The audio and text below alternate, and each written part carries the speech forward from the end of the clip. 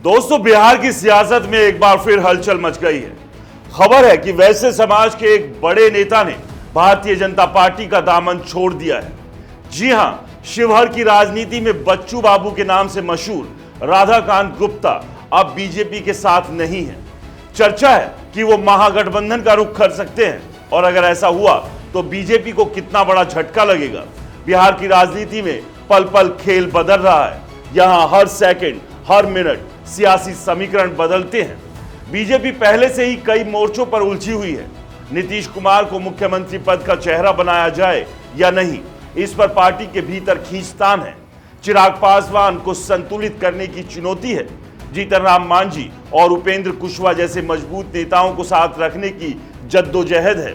और अब ऐसे में नाजुक वक्त में राधाकांत गुप्ता जैसे प्रभावशाली नेता का पार्टी छोड़ना बीजेपी के लिए किसी बड़े झटके से कम नहीं है। दोस्तों, बिहार की सियासत जातीय समीकरणों के इर्द गिर्द घूमती है।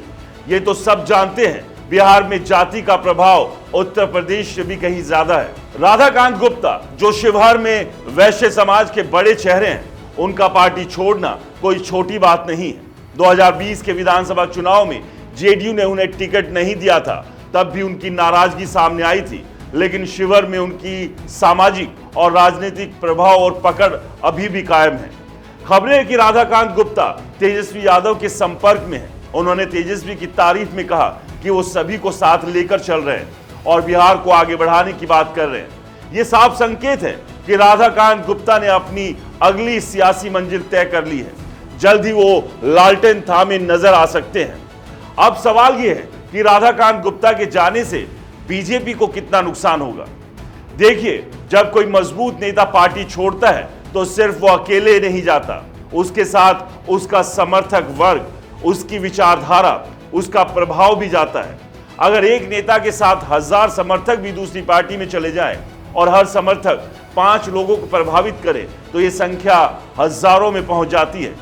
बिहार की राजनीति में कार्यकर्ता का महत्व बहुत बड़ा है। वो कार्यकर्ता जो बूथ पर खड़ा होता है, जो पार्टी के लिए दिन रात मेहनत करता है, वही पार्टी की रीढ़ होता है।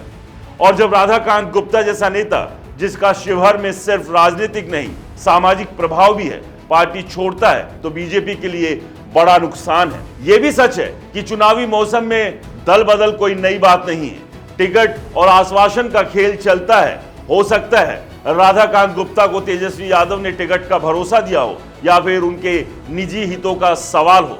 लेकिन जिस वक्त उन्होंने पार्टी छोड़ी, वो बीजेपी के लिए सबसे मुश्किल दौर है। चुनाव के समय नेता सबसे कमजोर होता है, उसे हर किसी की बात माननी पड़ती है।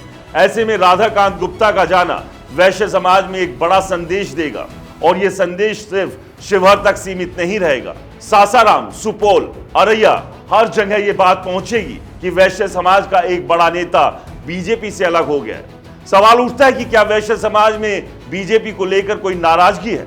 अगर कल को कोई बड़ा ब्राह्मण नेता पार्टी छोड़ता है तो क्या ब्राह्मण समाज बीजेपी की साख पर सवाल उठाएगा? दूसरी तरफ बिहार में नीतीश कुमार के खिलाफ सपा विरोधी लहर साफ दिख रही है।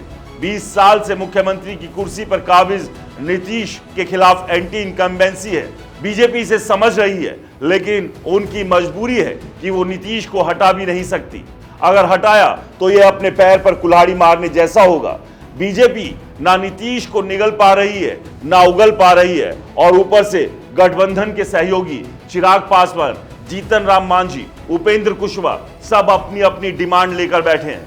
चिराग 50 सीटें मांग रहे हैं, मांझी 40, कुशवाहा सम्मानजनक सीटें चाहते हैं। बीजेपी 100 सीटों से नीचे नहीं आना चाहती। नीतीश 120 से कम पर तैयार नहीं है। 243 सीटों का बंटवारा कैसे होगा?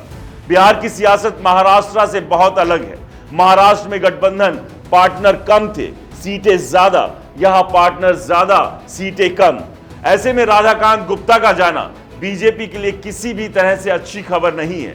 ये ना सिर्फ शिवहर बल्कि पूरे बिहार में वैश्य समाज के बीच बीजेपी की साख पर सवाल उठाएगा।